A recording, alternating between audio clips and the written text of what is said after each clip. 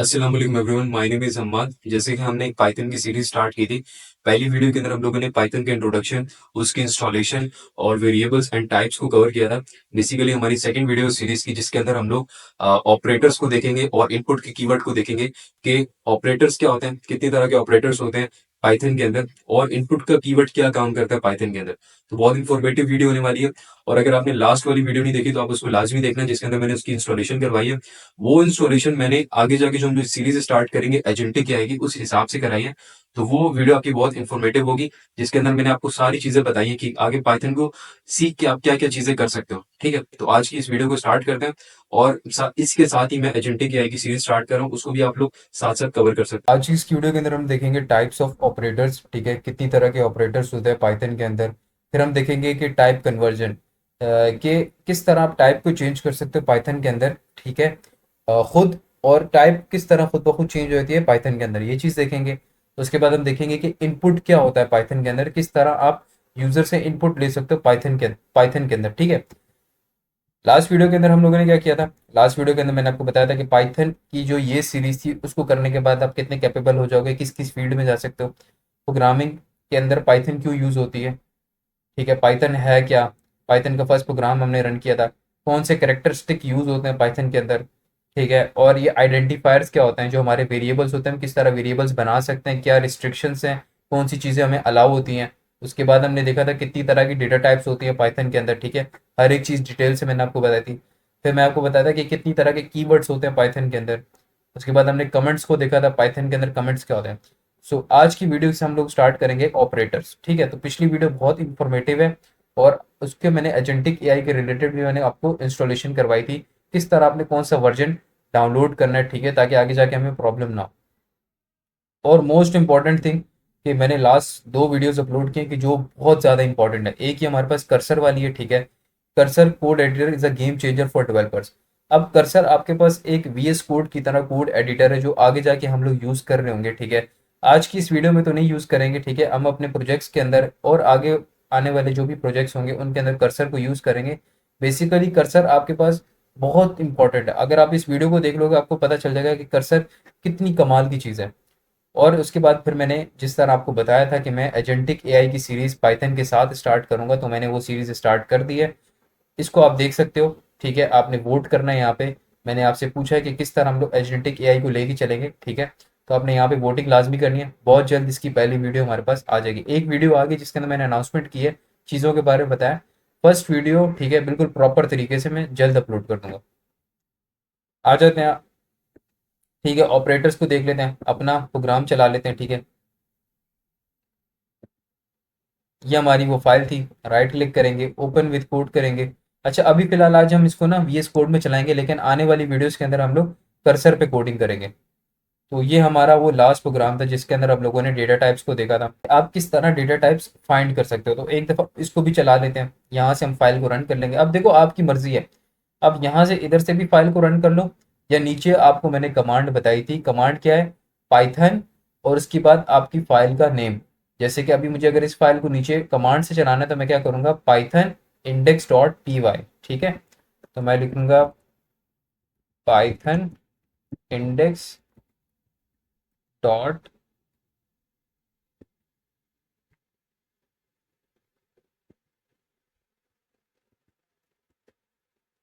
P y. जैसे ही enter करूंगा, देखो सही है। तो ये होता है। इसको हम लोग क्लियर कर लेंगे, सही है। और आज की इस वीडियो के अंदर हम लोग अभी ऑपरेटर स्टार्ट करने लगे हैं। तो हमारे पास ऑपरेटर्स, तो हम लोग सबसे ऊपर एक कमेंट लिख लेते हैं। कमेंट लिखने का क्या तरीका है? हैश, हम लिखेंगे ऑपरेटर्स इन पाइथन। ठीक है, तो जिस तरह बाकी प्रोग्रामिंग लैंग्वेजेस के अंदर ऑपरेटर्स होते हैं, बिल्कुल इसी तरह पाइथन के अंदर भी ऑपरेटर्स होते हैं। ठीक है, जैसे आप लोगों ने बाकी प्रोग्रामिंग लैंग्वेजेस के अंदर ऑपरेटर्स को पढ़ा होगा, बिल्कुल इसी तरह पाइथन के अंदर भी ऑपरेटर्स होते हैं। हम आ जाते हैं operators. An operator is a symbol that perform a certain operation between operands. अब ऑपरेंड्स क्या होते हैं और ऑपरेटर क्या होता है? ठीक है, अब दो चीजें जो होती है जिनके दरमियान में कोई भी ऑपरेशन परफॉर्म करवाया जाता है उसको हम कहते हैं ऑपरेंड्स। ठीक है, सबसे पहले क्या है? Arithmetic operators. Arithmetic operators programming languages के अंदर आपको देखने को मिलते हैं। ठीक है, तकरीबन सारी प्रोग्रामिंग लैंग्वेजेस के अंदर आपको देखने को मिलते हैं, जिसके अंदर हम लोग मैथ की कैलकुलेशन, मैथ की जो ऑपरेशन है वो परफॉर्म करवा रहे होते हैं, जैसे कि प्लस, माइनस, मल्टीप्लाई, डिवाइड, और एक्सपोनेंट जो होता है, पावर होती है, फिर उसका जो मॉड्यूलस होता है। अब ये सारी चीजें हम लोग देखते हैं। ठीक है, अरिथमेटिक ऑपरेटर इन, सबसे पहले हम क्या कौन सा कवर करेंगे, अरिथमेटिक ऑपरेटर इन पाइथन। ठीक है, तो हम लोग क्या कर लेते हैं, आ जाते हैं। ठीक है, और नंबर वन, ठीक है, नंबर वन पे हमारे पास क्या है, अरिथमेटिक ऑपरेटर। ठीक है, अब हम इसको कर लेते हैं। अरिथमेटिक ऑपरेटर हमने देखा था कि अगर हमें कोई भी चीज़ प्रिंट करवानी है तो हम प्रिंट का कीवर्ड यूज़ करते हैं। ठीक है, अब देखो मुझे दो वर्ड्स के दरमियान में, ठीक है, दो चीज़ों के दरमियान में कौन सी चीज़ परफॉर्म करानी है, एडिशन परफॉर्म करवानी है। मुझे पता है जो एडिशन है ये कौन सा ऑपरेशन है, ये हमारे पास मैथ का एक ऑपरेशन है। हम उसके लिए किसका यूज़ करेंगे, हमें पता है कि पाइथन के अंदर हमें कोई भी मैथ की चीज़, ठीक है, कोई भी मैथ का ऑपरेशन परफॉर्म कराना है तो उसके लिए हम कौन सा ऑपरेटर यूज़ करेंगे, अरिथमेटिक ऑपरेटर यूज़ करेंगे। तो अभी हमें एडिशन परफॉर्म कराना है, तो एडिशन के लिए हम कौन सा यूज़ करेंगे, प्लस यूज़ करेंगे। हम यहाँ पे प्लस लिखते हैं और ये थ्री लिखते हैं। ठीक है, अब ये टू है और ये थ्री है, ये क्या है, ऑपरेंड्स हैं। ठीक है, जैसे यहाँ पे लिखा हुआ है ना, ये रहा, यहाँ पे लिखा हुआ है बिटवीन ऑपरेंड्स, तो ये क्या है, टू और थ्री के ऑपरेंड्स है। और ये जो प्लस क्या है, ये आपके पास एक अरिथमेटिक ऑपरेटर है। तो इसको हम लोग यहाँ से क्या कर लेते हैं, चला लेते हैं। ठीक है, अच्छा एक मसला क्या होता है, यहाँ से हम रन करें ना तो फिर टर्मिनल बहुत ज़्यादा चीज़ें आ जाती हैं, एक्स्ट्रा चीज़ें, तो हम लोग इसको कमांड से ही चलाते हैं। ठीक है, तो हमारे पास फाइव आ गया। इसी तरह हमारे पास माइनस भी होता है, तो हम इसको कॉपी कर लेते हैं। ठीक है, और नीचे, ठीक है, इसी तरह हमारे पास यहाँ पे माइनस भी आ जाता है। ठीक है, माइनस को भी हम लोग कर लेते हैं। इसके इसी तरह हमारे पास, अब देखो ये है एडिशन के लिए, सही है, जैसे कि मैंने इसको लिखा, ये हमारे पास हो गया एडिशन का। ठीक है, सिंपल है। ये हमारे पास हो गया सब्ट्रैक्शन का। अब देखो अगर मुझे दो चीज़ों के दरमियान में मल्टीप्लिकेशन करवानी है, ठीक है, अब यहाँ पे तो वो मल्टीप्लाई का साइन नहीं है, तो इसके लिए हम क्या यूज़ करते हैं, स्टैरिक का यूज़ करते हैं। स्टैरिक किस लिए यूज़ होता है, हमारे पास मल्टीप्लिकेशन के लिए यूज़ होता है। तो ये हमारे पास क्या हो जाएगी, मल्टीप्लिकेशन हो जाएगी। इसी तरह अगर हमें डिवीजन परफॉर्म करानी है तो हमें पता है कि हम लोग डिवीजन वैसे किस तरह परफॉर्म करते हैं, स्लैश लगा के, तो यहाँ भी स्लैश लगा के होगा। तो हम लोग क्या कर लेंगे, इस तरह हमारा डिवीजन परफॉर्म हो जाएगी। अब बात आती है कि अगर हमें इधर अगर इधर ऐसा ऑपरेशन परफॉर्म कराना है जिसके अंदर हम एक नंबर को पावर देना चाहते हैं, ठीक है, तो उसके लिए हम किसका यूज करेंगे, डबल स्टैरिक का यूज करेंगे। तो हम लोग के पास जैसे यहाँ पे है ना, ये डबल स्टैरिक, तो जब भी हमें पावर देनी होगी पाइथन के अंदर किसी चीज को तो हम इसको यूज करेंगे, इस डबल स्टैरिक का यूज करेंगे। और जो पावर हमारे पास होती है उसको हम लोग एक्सपोनेंट भी कहते हैं। ठीक है, एक्सपोनेंशिएशन भी कहेंगे। और उसके बाद हमारा जो लास्ट है वो बहुत इंपॉर्टेंट है। देखो आपने देखा होगा कि कभी भी हम दो चीज़ों को डिवाइड करते हैं ना, जैसे कि एक चीज़ ब्रैकेट के अंदर होती है, एक चीज़ ब्रैकेट के बाहर होती है। फर्स्ट कर लेते हैं, थ्री ब्रैकेट के अंदर है, टू ब्रैकेट के बाहर है, जैसे हम छोटी क्लासेस में करते थे। तो टू बाहर होता था, थ्री अंदर होता था, तो टू वन जा टू, जब टू थ्री, जब थ्री माइनस करता था टू से, तो हम लोग जब थ्री सब्ट्रैक्ट होता था टू से तो पीछे वन रह जाता था, तो उसको हम कहते थे रिमाइंडर। तो अब हम इन ऑपरेटर्स के थ्रू रिमाइंडर किस तरह फाइंड कर सकते हैं, उसके लिए हम कौन सा ऑपरेटर यूज करेंगे, उसके लिए हम यूज करेंगे मॉड्यूलस का ऑपरेटर। ठीक है, अब ये होता है, इसका काम होता है रिमाइंडर को फाइंड करना। अब दो चीजों को डिवाइड, जब दो चीजें डिवाइड होती हैं उसके अंदर जो रिमाइंडर रह जाता है ना, ठीक है, वो किसके थ्रू फाइंड होता है, वो इस मॉड्यूलस के थ्रू फाइंड होता है। अब ये वो सारे अरिथमेटिक ऑपरेटर्स हैं जो पाइथन के अंदर है। ठीक है, एडिशन, सब्ट्रैक्शन, ठीक है, मल्टीप्लिकेशन, डिवीजन, एक्सपोनेंशिएशन, और हमारे पास मॉड्यूलस। अब ये कुछ है, अब ये तकरीबन आपके पास हर प्रोग्रामिंग लैंग्वेज के अंदर आपको सेम देखने को मिलेंगे। अब इसको हम लोग रन कर लेते हैं, कंट्रोल जे करेंगे, थोड़ा सा हम लोग जूम आउट करते हैं, हम इसको चला लेते हैं। ठीक है, अब आपने देखना है कि क्या हुआ। पहले वाले का आंसर फाइव आया। ठीक है, three plus three, two plus five, two में से माइनस थ्री करो तो माइनस वन ही आता है। मल्टीप्लीकेशन, मल्टीप्लिकेशन में क्या आंसर आ रहा है हमारे पास, सिक्स आ रहा है। ठीक है, और हमारे पास देखो डिवीजन के अंदर सही आ रहा है। उसके बाद हमारे पास टू की पावर थ्री, टू टू ज़ा फोर, और उसके बाद कितनी आ रही है, नहीं हाँ, देखो 2 की पावर 3 का मतलब होता है कि 2 के ऊपर ना 3 आ गया, तो 2 × 2 × 2, 2 × 2 = 4, 4 × 2 = 8, सही है। तो ये कुछ इस तरह से हुआ है कि 2 × 2, अच्छा इसको मल्टीप्लाई बाय करने के लिए 2 × 2 ठीक है, और मल्टीप्लाई बाय 2, ये कुछ इस तरह से 2 × 2 = 4, 4 × 2 = 8, सही है। और लास्ट में मॉड्यूलस, अच्छा और लास्ट में हमारे पास मॉड्यूलस जब 2 डिवाइड हुआ 3 के साथ। अच्छा ये 2 इस वजह से है कि हम लोगों ने पहले इसको रख दिया 2 को, 3 हम पहले रख देते हैं और 2 को हम लोग बाद में रख देते हैं। तो अब इसका आंसर हमारे पास ठीक आ जाएगा, इसका आंसर अब हमारे पास 1 आ जाएगा, सही है।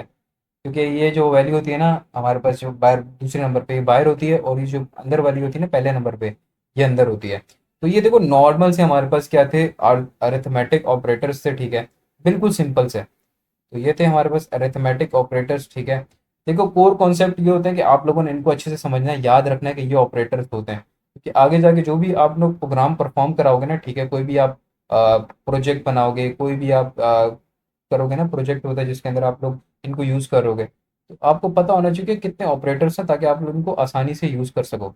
इसी तरह हमारे पास आ जाता है रिलेशनल कंपैरिजन ऑपरेटर्स, ठीक है। इसको आप कंपैरिजन कहो या रिलेशनल कहो, ठीक है, दो चीज़ों के दरमियान में रिलेशन, ठीक है, और या इन दोनों के दरमियान कंपैरिजन, ये दोनों काम ये ऑपरेटर्स करते हैं, ठीक है। अब ये भी आपको तकरीबन देखने को मिलते हैं प्रोग्रामिंग लैंग्वेजेस के अंदर। इसके बाद हम लोग करते हैं, इसको हम लोग कहते हैं रिलेशनल ऑपरेटर्स, ठीक है। अब इसके अंदर क्या होता है, अब फर्ज कर लेते हैं कि एक वेरिएबल बना लेते हैं, वैल्यू वैल्यू 1 कर लेते हैं, ठीक है, वैल्यू 1 = 22 और वैल्यू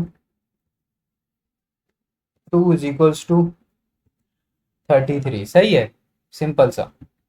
अब मुझे क्या करना है, प्रिंट। अब मैं कैसे कर सकता हूँ उसको, प्रिंट करेंगे, ठीक है।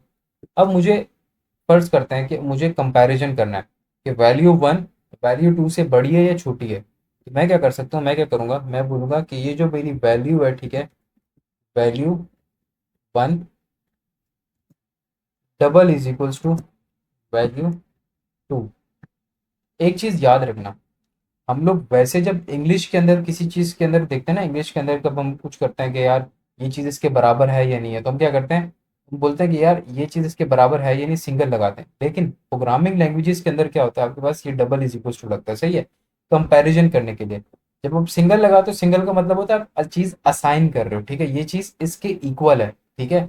इंग्लिश में अगर बोला जाए ना तो ये चीज़ इसके इक्वल दिखाने के लिए तो ये चीज़ इसकी इक्वल है, लेकिन प्रोग्रामिंग में क्या होता है, वो चीज़ असाइन करने के लिए == लगाया जाता है। लेकिन जब हमें कंपैरिजन करना हो प्रोग्रामिंग के अंदर, तो हम क्या करते हैं, == लगाते हैं।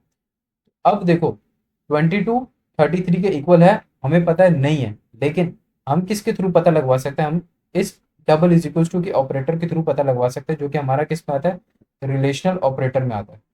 अब इसको हम लोग चला लेते हैं, कंट्रोल जे करेंगे, CLS करके कमांड लाइन इंटरफेस को क्लियर करेंगे। तो यह क्या हो गया, फॉल्स हो गया। फॉल्स इस वजह से हुआ क्योंकि ये इक्वल नहीं है। इसी तरह इसको हम लोग कॉपी करेंगे और बाकियों को भी परफॉर्म करवा दें। देखो ये चीज़ें बहुत आसान है, ठीक है, जस्ट आप लोगों ने याद रखनी है। ये आप लोगों ने पहले भी प्रोग्रामिंग लैंग्वेजेस के अंदर की हुई होंगी, सही है। अब हमारे पास आई थिंक इतने काफ़ी हैं। तो जिस तरह == था, इसी तरह आपके पास ग्रेटर देन =, ठीक है, इसी तरह आपके पास लेस देन =, ठीक है। अच्छा एक बहुत इंपॉर्टेंट चीज़ मैं भूल गया, वो है इज नॉट =। आपने जब भी आपके पास ये एक्सक्लेमेशन का साइन आ जाए ना, इसका मतलब होता है नॉट, ठीक है, और आगे क्या लिखा है, इज नॉट =, ठीक है। ग्रेटर देन =, लेस देन =, ठीक है, यही है हमारे पास, नॉट, अच्छा हाँ ग्रेटर और ये भी है। तो हम लोग लास्ट में कर लेते हैं, एक ग्रेटर देन कर लेते हैं, ठीक है, बाकी आप लोग लेस देन खुद करना। अब मुझे पता है कि वैल्यू 1 वैल्यू 2 के बराबर नहीं है, तो सेकंड जो हमारे पास कंडीशन है ये क्या हो रही है, हमारे पास ट्रू हो रही है। पहली कंडीशन क्या हमारे पास फॉल्स है, क्योंकि हमें भी पता है कि ये क्या चीज़ है, ये दोनों बराबर नहीं है। लेकिन हम पता किससे लगवा सकते हैं, इस डबल इज इक्वल टू के ऑपरेटर के थ्रू पता लगवा सकते हैं कि दो वैल्यूज, ये दो ऑपरेंड्स इक्वल हैं या नहीं है। ठीक है, उसके बाद जो दूसरी चीज़ है वो हमने देखना है कि यार अब मुझे बताओ कि ये दो चीज़ें, ये जो वैल्यू वन है ये टू के बराबर नहीं है।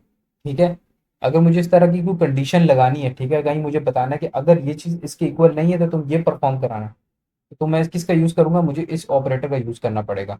ठीक है, या अगर मैं चाहता हूँ कि मुझे कोई ऐसा ऑपरेशन परफॉर्म कराना है कि अगर ये दोनों बराबर हों तो तुम ये कर देना, तो मैं किस ऑपरेटर का यूज़ कर सकता हूँ, इस double is equal to operator का यूज़ कर सकता हूँ। ठीक है, या किसी कंडीशन के अंदर मुझे देखना पड़ जाता है कि अगर ये वैल्यू इससे बड़ी है या इसके बराबर है, तो तुम क्या कर देना, ये वाली जो भी कंडीशन है, ठीक है, इसके थ्रू क्या कर देना, ये टास्क परफॉर्म करवा देना। तो उन सारी कंडीशंस के अंदर हम क्या कर रहे होते हैं, in comparison operator, in relational operators को यूज कर रहे होते हैं। ठीक है, तो आगे जाके हमारी जो कंडीशंस लगेंगी ना, उनके अंदर इसको हम लोग यूज कर रहे होंगे। ठीक है, उनकी बेसिस पे इनके अंदर ट्रू, अच्छा अब एक बहुत इंपॉर्टेंट चीज है। अच्छा आपने देखा होगा कि मैं इसके आगे फॉल्स लिख रहा हूँ, ट्रू लिख रहा हूँ, और मैंने जब टर्मिनल पे इसको रन किया तो मेरे पास फॉल्स आया। जो भी हमारे रिलेशनल ऑपरेटर्स होते हैं, कंपैरिजन ऑपरेटर्स होते हैं, जो इनका आउटपुट आता है टर्मिनल पे वो आता है ट्रू और फॉल्स की शक्ल में। ठीक है, अगर कंडीशन ट्रू होती है तो ट्रू आ जाएगा, कंडीशन फॉल्स होती है तो फॉल्स आ जाता है। इसी वजह से इनको हम लोग कंडीशंस के अंदर भी यूज करते हैं, और कंडीशनल ऑपरेटर्स भी आप इसको कह सकते हो। ठीक है, तो हम जो सेकंड वाली वैल्यू हमारा उसमें क्या आ जाएगा, हमें पता है कि ये चीज़ इक्वल नहीं है तो ये क्या है, ट्रू है हमारे पास। सही है। अब देखो, अब ये क्या है, value one greater than is equals to value two. अब देखो जो वैल्यू वन है ये ग्रेटर है वैल्यू टू से, नहीं है, तो पहली चीज क्या होगी, फेल होगी। इक्वल है लेकिन पहली चीज क्या है, फेल होगी, तो ये क्या हो जाएगा, फॉल्स हो जाएगा। उसके बाद अच्छा ये लेस देन का साइन मैंने थोड़ा गलत लगा दिया, ये लेस देन है। ठीक है, तो अब सेकंड जो लास्ट वाली चीज है, print value one less than value two. Value one less than है, ठीक है, पहली कंडीशन ट्रू हो गई। ठीक है, लेकिन दूसरी कंडीशन की तरफ जाएगा नहीं। ठीक है, तो इसको हम लोग फिर हटा देते हैं, ग्रेटर और लेस देन तो आपको पता है क्या होता है। ठीक है, अब हम इसको चलाते हैं कंट्रोल जे करके।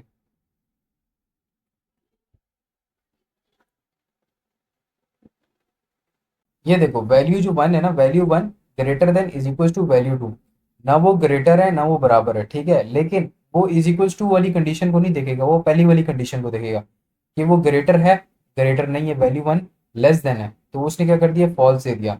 लेकिन जब वो जो लास्ट वाली कंडीशन है ना, value one less than is equals to, अब देखो इज इक्वल्स टू तो नहीं है, लेकिन पहली कंडीशन क्या है, लेस देन, लेस देन तो है 22, छोटा है 33 से, तो वो क्या कर देगा, ट्रू दे देगा। क्यों, जैसे ही उसको कंडीशन में ट्रू मिलेगा पहली कंडीशन में, वो क्या कर देगा, फौरन से ट्रू दे देगा, वो सेकंड कंडीशन की तरफ नहीं जाएगा। तो ये कुछ इस तरह से काम करते हैं।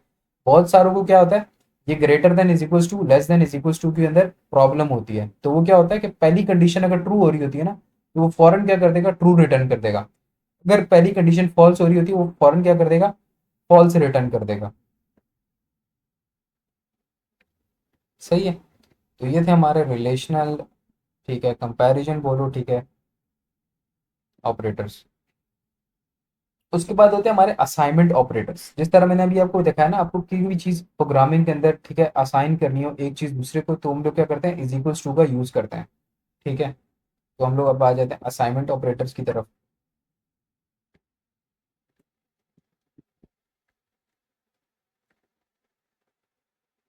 ये भी बहुत आसान होते हैं। फर्स्ट कर लेते हैं, हाँ, ए इज इक्वल टू, अच्छा ज़्यादा वैल्यूज बड़ी ना हो तो हम लोग स्मॉल स्मॉल करके लिखते हैं। ठीक है, छोटा छोटा नाम रखते हैं, ए इज इक्वल टू 10। फर्स्ट कर लेते हैं कि अब देखो ए है, अब मैं चाहता हूँ ए की वैल्यू 10 है। ठीक है, लेकिन मुझे लगता है नहीं यार, ए की वैल्यू बढ़ा देनी चाहिए, तो इज इक्वल टू करके मैं क्या करता हूँ, ए की वैल्यू 10 करके 10 प्लस, ठीक है, 10 प्लस है, लेकिन पहले से भी ए की एक वैल्यू है। ठीक है, तो वो भी मुझे करनी है, तो मैं ए दोबारा लिख देता हूँ, मैं कहता हूँ ए की वो जो पहले वाली वैल्यू वो भी, और उसके अंदर 10 ऐड हो जाए। ठीक है, अब मैंने ये कर दिया। अब मुझे पता है जब मैं इसको प्रिंट करूंगा तो मेरे पास क्या आंसर आएगा, 20 आएगा। सही है, इसको एक दफ़ा चला के हम लोग चेक कर लेते हैं, तो मेरे पास 20 आ गया। लेकिन अब देखो मुझे क्या करना पड़ा, मुझे इसके अंदर 10 लिख के फिर प्लस ए करना पड़ा। ऐसा क्या हो कि मैं डायरेक्ट इस ए के अंदर ना ये वैल्यू ऐड कर दूँ, ये वाली जो 10 है ना ये डायरेक्ट इस ए के अंदर ऐड कर दूँ। अगर मैं इसको ऐसे करता हूँ तो क्या होगा, मेरे पास आंसर ए ही आएगा, 10 ही आएगा। क्यों? क्योंकि मैंने दोबारा इसको 10 असाइन कर दिया। अब ऐसा क्या हो कि मुझे ये आगे प्लस ए ना लिखना पड़े, ठीक है, ये डायरेक्ट ये जो 10 वैल्यू है ये इसके अंदर इस ए वाले वेरिएबल के अंदर असाइन हो जाए। उसके लिए हम यूज़ करते हैं असाइनमेंट ऑपरेटर्स का। असाइनमेंट ऑपरेटर्स आपके पास किस तरह काम करते हैं, मैंने लिखा ए, मैं चाहता हूँ ए के अंदर मुझे कोई वैल्यू असाइन करनी है, वैल्यू ऐड करनी है, ठीक है। ये 10 वैसे के वैसा रहे, इसी के अंदर कोई चीज़ ऐड हो जाए, तो मैं क्या करूँगा, यहाँ पे लिखूंगा प्लस इज इक्वल्स टू, इसको हम कहते हैं असाइनमेंट ऑपरेटर, ठीक है। एडिशन के लिए आपने कर दिया। अब ये 10, अब क्या होगा, अब ये जो 10 है ये चीज़ किसके अंदर ऐड हो जाएगी, इस ए के अंदर, ठीक है। ये 10 वैसे ही रहेगा, ये 10 इसके अंदर मजीद ऐड हो जाएगा। अब हम प्रिंट करेंगे ए को, तो मेरे पास क्या आ गया, 20 आ गया। बिल्कुल इसी तरह अगर मैं चाहूँ तो माइनस भी कर सकता हूँ, 5 करते हैं।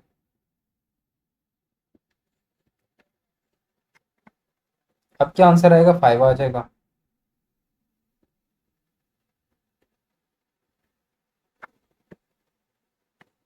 सही है, तो ये होता है। इसी तरह हम लोग डिवाइड भी कर सकते हैं, डिवाइड करते हैं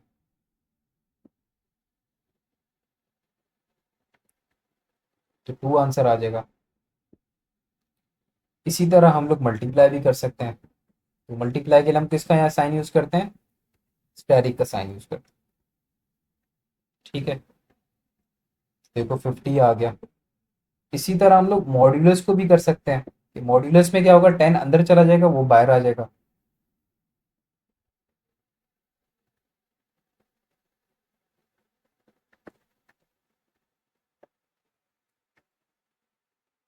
अच्छा, मॉड्यूलस में क्या होगा, 10 अंदर चला जाएगा ना, तो 5 टू ज़ा 10, 10 से माइनस हो जाएगा तो रिमाइंडर जीरो ही रह जाएगा।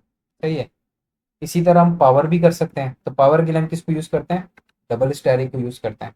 तो 10 की पावर जब 5 होगी तो आपकी वैल्यू बहुत ज़्यादा बड़ी हो जाएगी, तो हम क्या कर लेते हैं, 10 की पावर 2 रख लेते हैं, ठीक है, ताकि वैल्यू हमारी छोटी रहे, समझने में आसानी हो।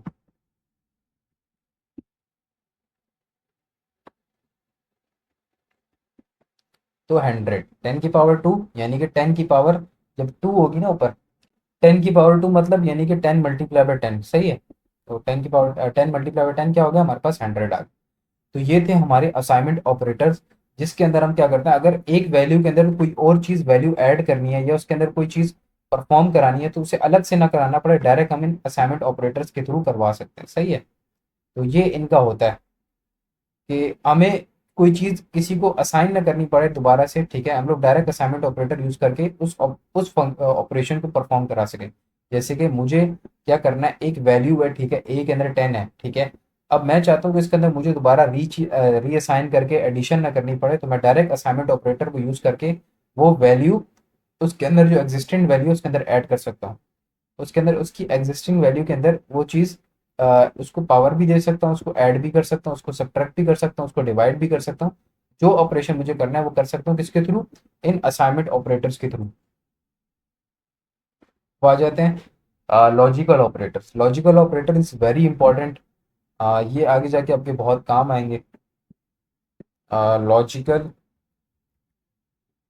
लॉजिकल ऑपरेटर्स, लॉजिकल ऑपरेटर हमारे पास 3 तरह के होते हैं, एंड, नॉट और, ठीक है। अब सबसे पहले हम लोग एंड ऑपरेटर को देख लेते हैं। एंड ऑपरेटर, अब देखो ये हमारे पास ना कंडीशनल, इसको जैसे मैं पहले बता रहा था ना कंडीशन वाला, जैसे मैंने आपको असाइनमेंट इसका बताया था, कंपैरिजन ऑपरेटर, ये भी हमारी कंडीशन के अंदर यूज होता है, इसको भी आप कंडीशन ऑपरेटर्स कह सकते हो, ठीक है। और ये भी हमारे कंडीशन ऑपरेटर्स के अंदर, कंडीशंस के अंदर यूज होते हैं, ठीक है, कि rather a condition is true और फॉल्स, ठीक है। जैसे कि अगर मैं यहाँ पे कर लेता हूँ ए इज इक्वल्स टू 10 और बी इज इक्वल्स टू 20, ठीक है। अब मैं क्या कर सकता हूँ, एक तो एक की हम लोग लगा सकते हैं, लेकिन ये नहीं, हम लोग डायरेक्ट प्रिंट करेंगे, print A greater than B and B greater than A. अब मुझे पता है कि ए जो है वो ग्रेटर देन बी नहीं है, लेकिन बी ग्रेटर देन ए है। एक कंडीशन क्या है, ट्रू है, और एक कंडीशन क्या है, फॉल्स है। ठीक है, लेकिन बीच में मैंने क्या यूज किया हुआ है, एंड यूज किया हुआ है। एंड क्या, हमारे पास एक ऑपरेटर है जो कि हमारा लॉजिकल ऑपरेटर है। ठीक है, अब एंड क्या कहता है कि एंड का ये मतलब होता है, एंड ऑपरेटर क्या करता है कि वो देखता है कि दो कंडीशन, अगर दोनों कंडीशन ट्रू है तो वो हमें क्या करेगा, ट्रू रिटर्न करेगा। अगर दोनों कंडीशन तो में से कोई एक फॉल्स है तो वो हमें क्या रिटर्न करेगा, फॉल्स करेगा। जैसे कि हमें ये रिलेशनल ऑपरेटर्स क्या करते थे, ये देखते थे कंडीशन अगर ट्रू हो रही है तो हमें ट्रू रिटर्न करते थे, और अगर कंडीशन फॉल्स हो रही है तो हमें फॉल्स रिटर्न करते थे। ठीक है, इसी तरह एंड ऑपरेटर भी हमें क्या करता है, अगर इन दोनों कंडीशन में से कोई एक कंडीशन ट्रू है और एक फॉल्स है तो ये हमें क्या करेगा, फॉल्स रिटर्न करेगा। ये बोलता है कि दोनों कंडीशंस का ट्रू होना लाजमी है। अगर एक भी फॉल्स होती है तो हमें क्या करेगा, ये फॉल्स रिटर्न करेगा।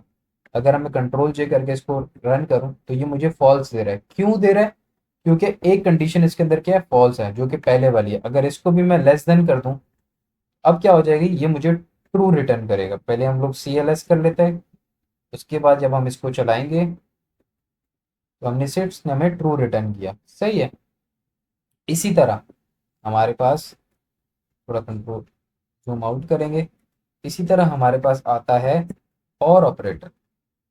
और के नाम से ही आपको पता चल रहा है या ये या ये। और ऑपरेटर इसका बिल्कुल ऑपोजिट है। वो कहता है कि अगर एक भी कंडीशन ट्रू हुई तो मैं तुम्हें क्या रिटर्न कर दूंगा, ट्रू रिटर्न कर दूंगा। सही है, तो हम लोग क्या करते हैं, इसको ग्रेटर देन कर देते हैं और उसको लेस देन कर देते हैं। सही है,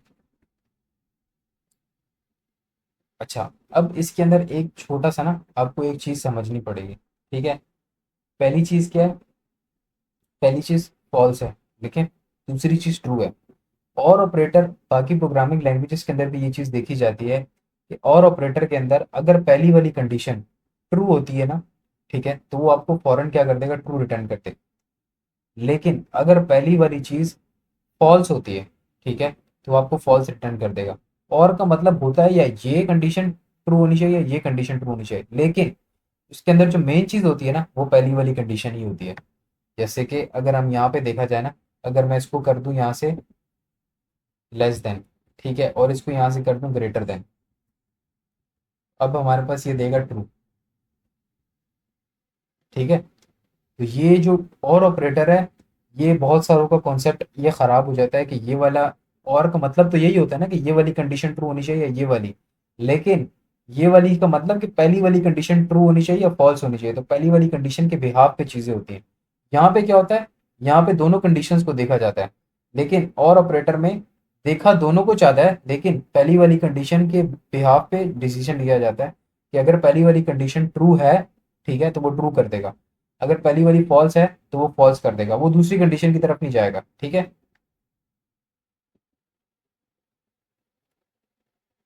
तो अगर मैं यहाँ पे इसको भी क्या कर देता हूँ, दूसरी वाली को फॉल्स कर देते हैं,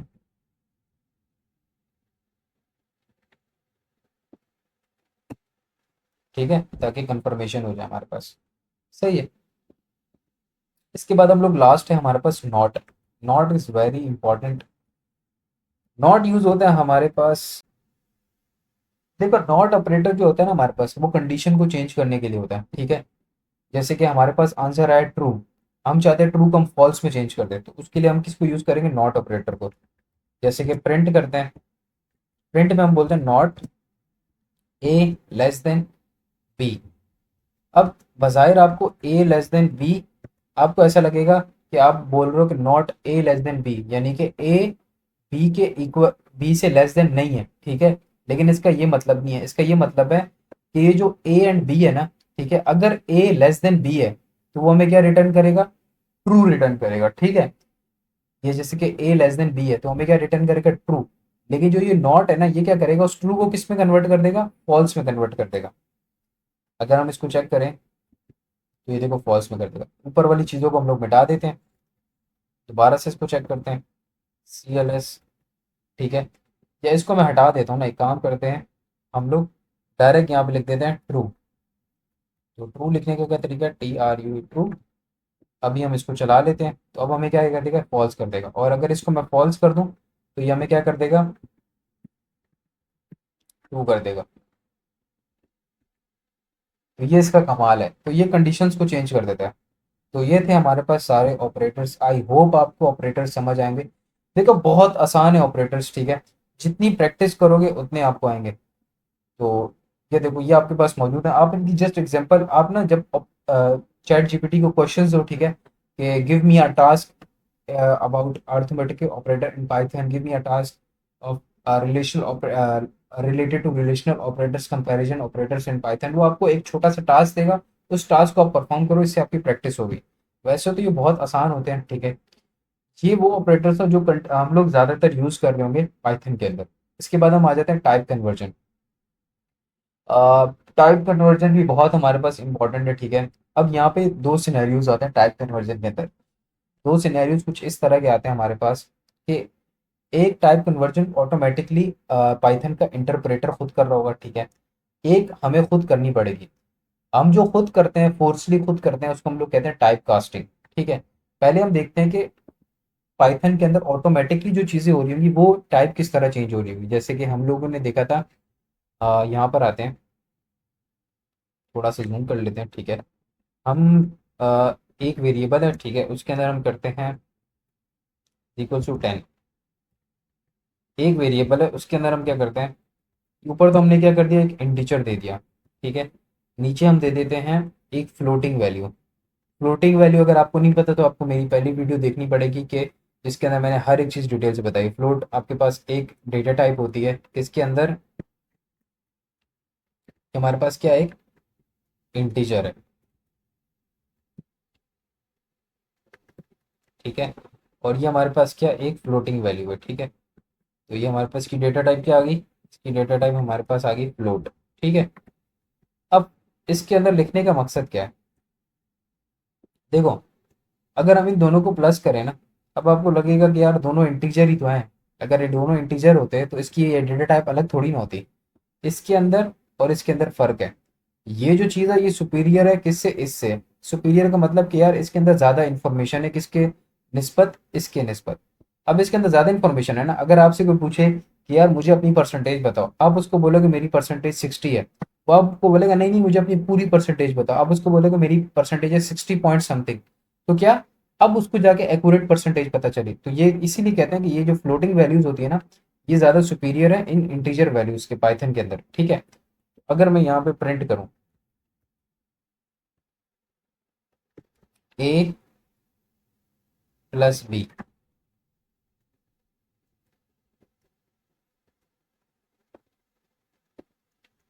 ठीक है, अभी आपको कुछ चेंजेस नजर नहीं आएंगे। अगर मैं कंट्रोल जे करूँ, सी एल एस करके कमांड लाइन इंटरफेस को क्लियर करते हैं, इसको हम लोग चलाते हैं, तो अब आपको 30.2 नजर आएगा।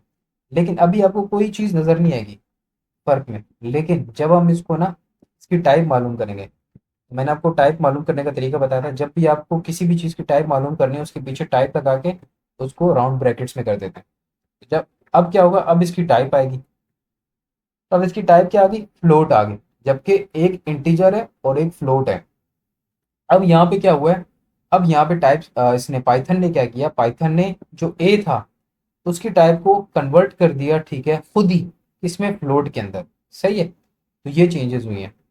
तो ये इस सिनेरियो के अंदर क्या हुआ, पाइथन के इंटरप्रेटर ने खुद ही, जो हमारे पास ए है ना, जो इंटीजर था, उसको किस में कर दिया, फ्लोटिंग वैल्यू में कर दिया। ऑपरेटर क्या कर देगा, इसको चेंज कर देगा किसके अंदर, फ्लोटिंग वैल्यू के अंदर। तो अब आप जब ये चीज परफॉर्म हो रही है ना, तो अब पाइथन के इंटरप्रेटर ने हमारे 10.0 को किस में कर दिया है, 10.00 में कर दिया है, ठीक है। तो ये चीज कुछ इस तरह परफॉर्म हो रही है। तो हम लोग क्या करेंगे, यहाँ पे हैश लगा के मैं आपको दिखा देता हूँ, 10.00 प्लस 20.20। तो कुछ इस तरह से ये ऑपरेशन परफॉर्म हो रहा है इस ब्रैकेट के अंदर। तो ये वो सिनेरियो होता है जिसके अंदर पाइथन ऑटोमेटिकली, ठीक है, खुद से आपकी जो टाइप है उसको चेंज कर देता है, ठीक है। तो ये टाइप कन्वर्जन खुद ब खुद पाइथन का इंटरप्रेटर कर देता है। लेकिन समटाइम्स ऐसा होता है कि पाइथन का ऑपरेटर नहीं कर पाता चेंज, ठीक है। तो वो चीज़ें आपको खुद चेंज करनी पड़ती हैं। जैसे कि ए इज इक्वल्स टू, हम लोग दोबारा से कंट्रोल जेड कर लेते हैं, ठीक है। जैसे कि हम लोग कर लेते हैं, ये जो 10 है इसको हम लोग कर लेते हैं स्ट्रिंग्स के अंदर। अब आपको पता है कि एक स्ट्रिंग str, ठीक है। अगर अब मैं इसका ऑपरेशन परफॉर्म कराऊंगा तो मेरे पास क्या आ जाएगा, एरर आ जाएगा, ठीक है। ठीक है, तो मेरे पास क्या आ गया, एरर आ गया, ठीक है। अब क्या हुआ, पाइथन का इंटरप्रेटर इसको नहीं चेंज कर पाया, ठीक है। क्यों, क्योंकि एक स्ट्रिंग है, कुछ चीज़ों को पाइथन का इंटरप्रेटर चेंज कर देता है, ठीक है, ऑटोमेटिकली टाइप कन्वर्जन हो जाती है। लेकिन कुछ चीज़ों की हमें खुद करनी पड़ती है, फोर्सली करनी पड़ती है, जैसे कि अब हमें इसकी करनी पड़ेगी, ठीक है। तो अब हम इसकी कैसे कर सकते हैं, उसके लिए हम यूज कर, जैसे कि अब आपने देखा था कि बाकी प्रोग्रामिंग लैंग्वेजेस के अंदर आप टाइप कास्टिंग के लिए एस का यूज करते हो, लेकिन पाइथन में ऐसा नहीं है। पाइथन में अगर आप किसी की टाइप चेंज करनी है ना, और जिस भी टाइप में उसको कन्वर्ट करना है, तो आप क्या करोगे, उस नंबर से पहले या उस चीज से पहले वो टाइप लिखोगे। तो टाइप हमारे पास क्या है, इंटीजर, ठीक है। इंट करेंगे, इंट करने के बाद हम क्या करेंगे, इस 10 को कॉपी करेंगे और इस ब्रैकेट के अंदर डाल देंगे। अगर मैं सिर्फ एक ही अभी टाइप चेक करूं,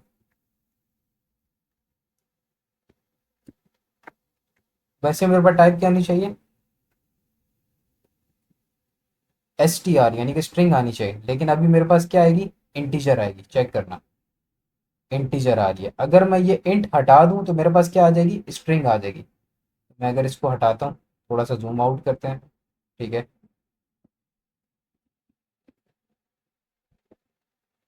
तो ये कमाल की चीज़ है पाइथन के अंदर, आप इतनी आसानी के साथ ना आप चेंज कर सकते हो, आप टाइप कास्टिंग कर सकते हो। वैसे आपको वहाँ पे दूसरी प्रोग्रामिंग लैंग्वेजेस के अंदर थोड़ा सा मुश्किल होता था टाइप कास्टिंग करना, थोड़ी सी चीज़ें कॉम्प्लिकेटेड थी। यहाँ पे क्या है, जस्ट आपने जिस भी टाइप के अंदर इसको चेंज करना है, ठीक है, वो टाइप आपने पहले लिखनी है। जैसे कि मैंने इंटीजर में करना है इंट, ठीक है, इसको मैंने कॉपी किया और मैंने इसको इसके अंदर पेस्ट कर दिया, सही है। तो अब मेरा क्या होगा, इंटीजर में होगा। अब मैं इसको जब ए प्लस बी करूँगा, ठीक है,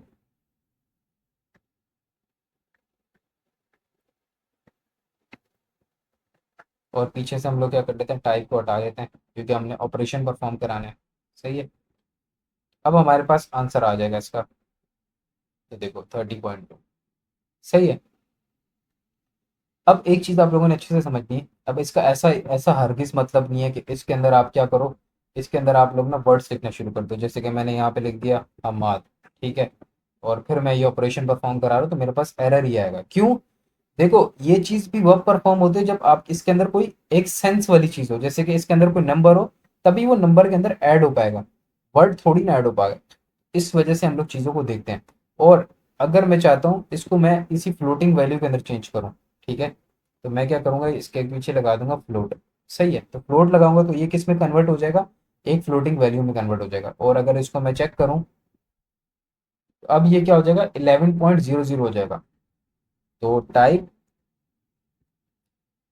ए चेक करते हैं, ठीक है, तो अब ये किस में कन्वर्ट हो जाएगी, फ्लोटिंग वैल्यू में कन्वर्ट हो जाएगी, सी एल एस, ठीक है।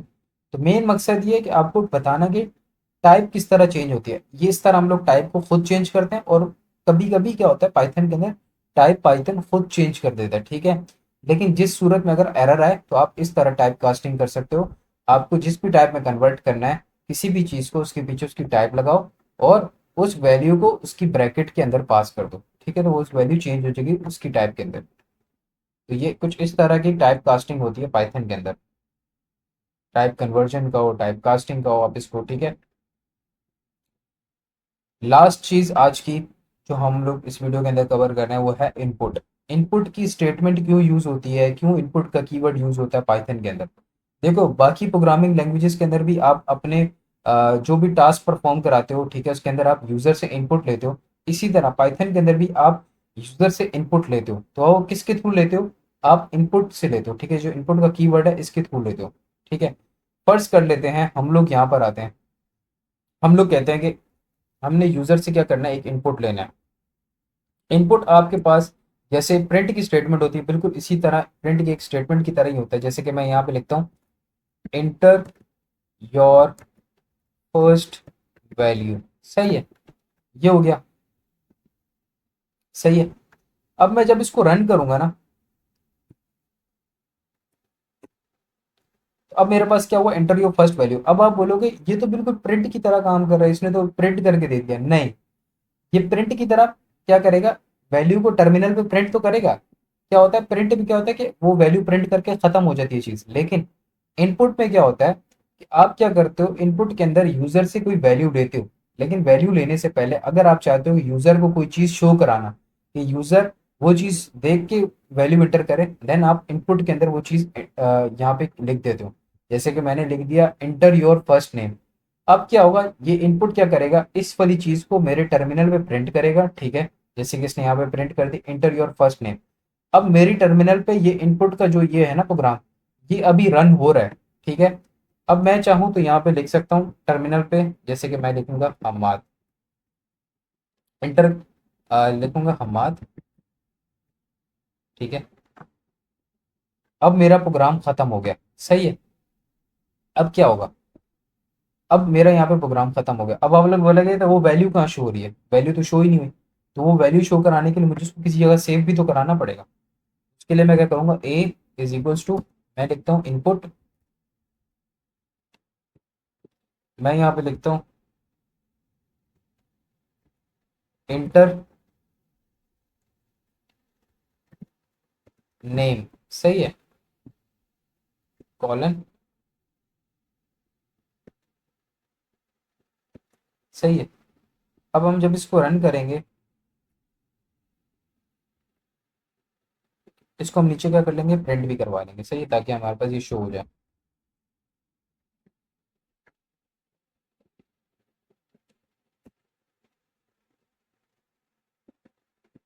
सही है। अब मुझे बोल रहा है इंटर करो नाम, मैंने लिखा हमाद, और नीचे क्या आ गया, हमाद आ गया। क्यों आ गया, अब देखो ये जो चीज होती है ना इनपुट वाली, ये इनपुट का कीवर्ड यूज होता है पाइथन के अंदर यूजर से इनपुट लेने के लिए। जब यूजर इनपुट देता है तो हम उसको किसी वेरिएबल में भी सेव करा सकते हैं, ठीक है। और आगे जाके हम जो प्रोजेक्ट्स बनाएंगे उसके अंदर हम लोग इनपुट के थ्रू क्या कराएंगे, टास्क परफॉर्म कराएंगे। जैसे कि अगर हम एक कैलकुलेटर बनाते हैं, कैलकुलेटर के अंदर हम यूजर से इनपुट लेते हैं। जैसे कि मैं यहाँ से एक एडिशन का जो है ना प्रोजेक्ट बना लेता हूँ कि दो चीज़ों के दरम्यान मुझे एडिशन करवानी है। लेकिन मैं किसी यूजर से करवाना चाहता हूँ, तो मैं यहाँ पे लिखूंगा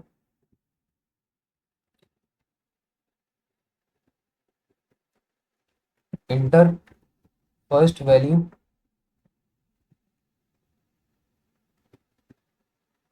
ठीक है।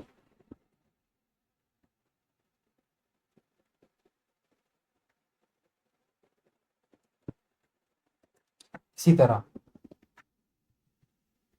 कॉपी करेंगे, इसको पेस्ट करेंगे, इसको हम नाम दे देंगे बी का, और इसके अंदर हम क्या कर देंगे, इसको हम बोल देंगे कि ये सेकंड वैल्यू है, ठीक है। अब कुछ क्या होगा, मैं नीचे क्या कर सकता हूँ, अब खुद दिमाग लगाओ, प्रिंट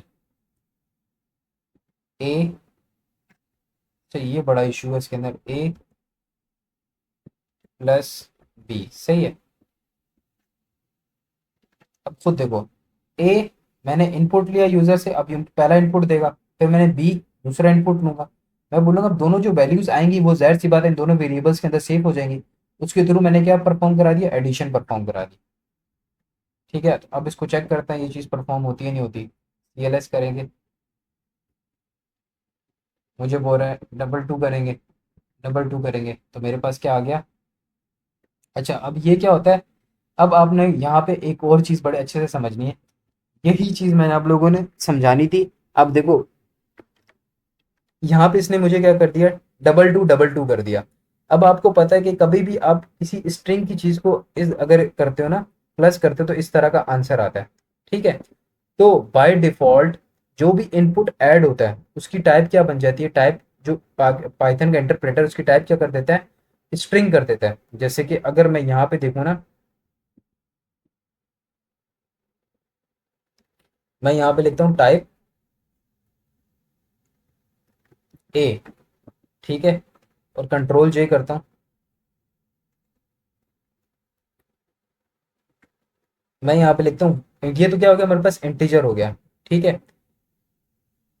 लेकिन इंटीजर यहाँ पे मैंने क्या एंटर किया, इंटीजर किया, लेकिन उसकी टाइप क्या शो कर रहा है, स्ट्रिंग शो कर रहा है। पाइथन क्या करता है, इनपुट का जो कीवर्ड है उसके अंदर जो भी चीज हमारे पास यूजर लिखता है उसकी वैल्यू क्या बन जाती है, स्ट्रिंग बन जाती है। इसके अंदर क्या होगा, अब मैंने जो भी यूजर से इनपुट लिया, मुझे पता है इनपुट क्या करता है, इनपुट की फील्ड के अंदर जो भी चीज आती है उसकी जो डेटा टाइप होती है वो क्या हो जाती है, स्ट्रिंग हो जाती है, ठीक है। जो भी हो, इंटीजर हो, जो भी चीज हम लिखेंगे उसकी टाइप क्या बन जाएगी, स्ट्रिंग बन जाएगी, ठीक है।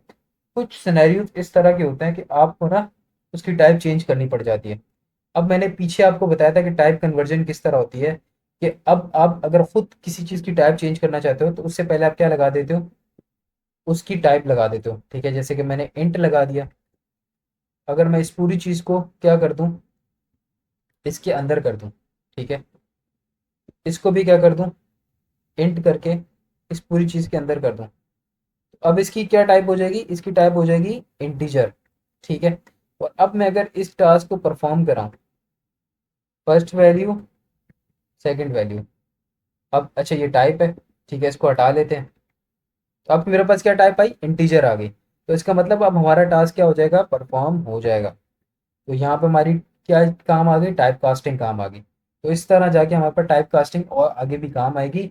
और इनपुट से हम लोग यूजर से इनपुट तो ले लेंगे लेकिन उसकी टाइप तो इंटीजर होगी। तो अब ये हमारा टास्क क्या हो जाएगा, परफॉर्म हो जाएगा। Double two inter, double two inter, तो 44 आ गया।